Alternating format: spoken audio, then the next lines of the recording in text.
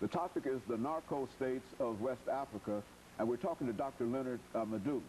This is the second show in which we are dealing with the issue of the narco states of West Africa. And of course, Dr. LMadu2, you were talking about the failure of institutions in many of these West African states that are infected by these cartels. Let's pick up at that point. Yeah, I had articulated, the first 2 points, being more drugs needed in Europe. Second one, being the change of routes, and the third being exactly, the third being institutional weaknesses, and by that I mean the governments of these countries are involved, particularly Guinea, Bissau, and Guinea. Lack of law enforcement, lack of legal machinery to deal with these issues, weak policing of the ports and the seas and all that. In short, lack of any kind of governmental, input into controlling, who comes in and goes out. Most of these, countries, these two countries are weak in that respect. So that gives the drug cartels in an open, invitation to come in. Okay. When, like we talked about Guinea, where the police chief is involved, the anti-drug chief is involved, the intelligence chief is involved, the presidential guard is involved, everybody's involved. So who's going to keep them out? Then the Guinea-Bissau, the same. Where the president is involved, the army chief and all that, same. So that's very important to understand. Because third is the profit. Fourth is the profit. They make a killing. For example, the UN estimated that the cocaine that will be worth 1.8 billion when it gets to the coast of Africa. In Europe, will fetch over 10 times more than that. Oh. You see, yeah, 10 times more than that. You see. So that's very important. That's a recipe for evil. Exactly, exactly. Because I used to also talk about labor.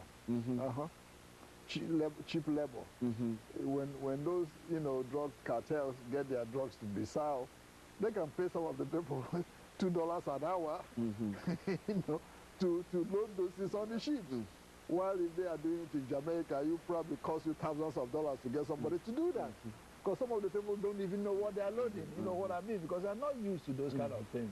You see? So talk about cost of labor, and that's very important there. You see?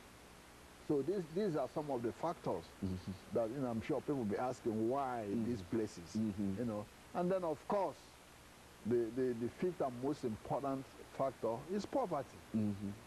Like I said before, in Guinea, almost 60% of the people, out of work, are unemployed. In Sierra Leone, almost 70% are unemployed after the civil war. In Equatorial Guinea, the same number, almost unemployed. In Guinea-Bissau, almost 80% unemployed. Don't talk of Liberia. Okay? So you have this endemic poverty that is attractive to this kind of business. Even though, like I emphasized before, the governments of Liberia and Sierra Leone are not involved, but because they've just finished a civil war lasting so many years and infrastructure destroyed, there's temptation of being involved, exactly, of the people and the population to get involved. That's the difference between Guinea, Bissau, and Guinea and the other 2 or 3 countries. In Guinea and Guinea-Bissau, the governments are directly involved in it. That's why they, like I said before, the UN designated Guinea-Bissau as the first narco state. While the other 2 or 3 countries, the governments are not involved, but the population, because of the poverty and infrastructural decline, unemployment, are tempted to become part and parcel of it. The police, are subject to be corrupted. When the police is not paid much, they turn a blind eye when these things are coming in. So those things are very critical, to understand. According to the UN report, United Nations Office of Drugs and Crime, from 1999 to 2003, over 600 kilograms of cocaine you know, we are seized. That's seized. That's not that they got through. Not getting through. Exactly, not getting through. We are seized. You know, In 2005 alone, over 45 tons of cocaine were seized in the west coast of Africa. Yes. Tons. Exactly, tons. Seized. Yes, and this is what they were able to get it removed. That's correct. Now, not what went through. Okay?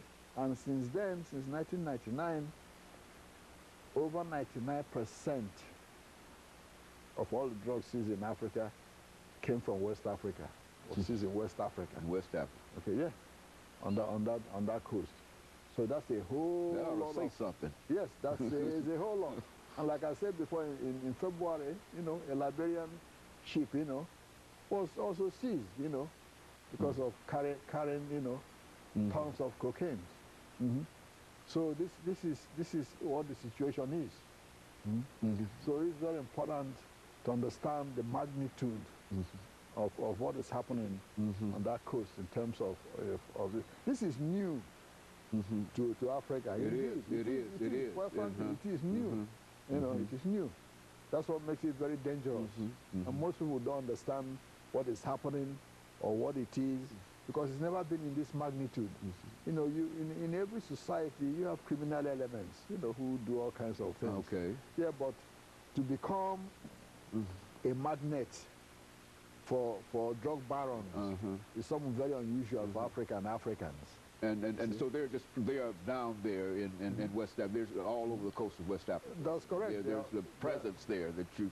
That's correct. There are princesses there, and then they are buying up land. Yeah, they're buying up land, building mansions there to stay, and that will cause a whole lot of problems. You know, in as far as governments are concerned. Okay, look at what's happening in our neighbor, Mexico. Yeah, just think about that. With all the Mexican military might, they still can't control the drug barons there. And then think about small Guinea-Bissau that has nothing, really, or Guinea. How are they going to control them when they come in there in force? And especially when the administration, when the political situation is in favor of, is a cartel, as we've said time and time again. Of course, Dr. LMadu, let us take this second commercial break, and then we'll get back and we'll have an opportunity to sort of wind this up with some other observations later on. And we'll be back with our audience following this very, very short commercial break.